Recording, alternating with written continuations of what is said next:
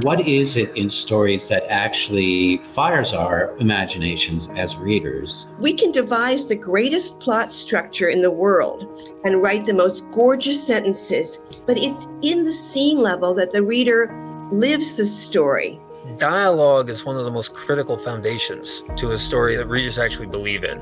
If your characters' words don't reveal who they are, the whole enterprise just kind of falls apart. As a writer, you have to be able to connect to your own core, your own voice. Well, I had this idea of like a guy that woke up and realized he could fly. Well, that's an interesting premise, but that's all it is. It's the premise. Talk is cheap. Characters can say anything, but when they really are faced with choices under pressure is when they really reveal their true character. Character is the heart of story, and characters don't spring into the story fully formed on page 1. When I mention characters like Svengali, like Ahab, like Javert, Atticus, or Eeyore, you know immediately who I'm talking about.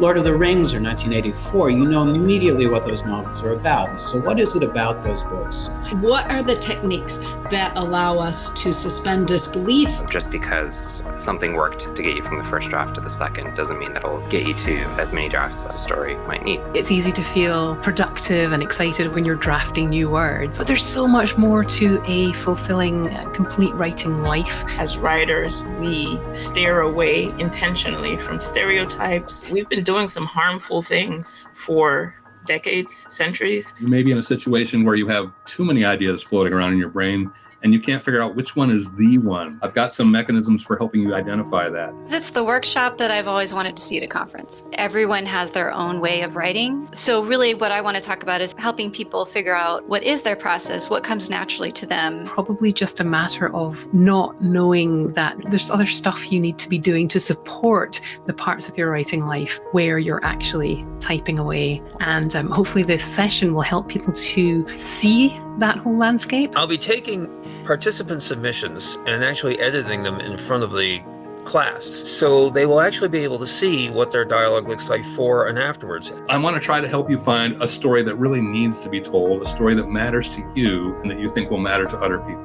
Introducing characters is not the purpose of a scene. Something has to happen without which the story cannot move forward. So I want to give people these really concrete tools, tips, strategies. Sheila's dress was blue.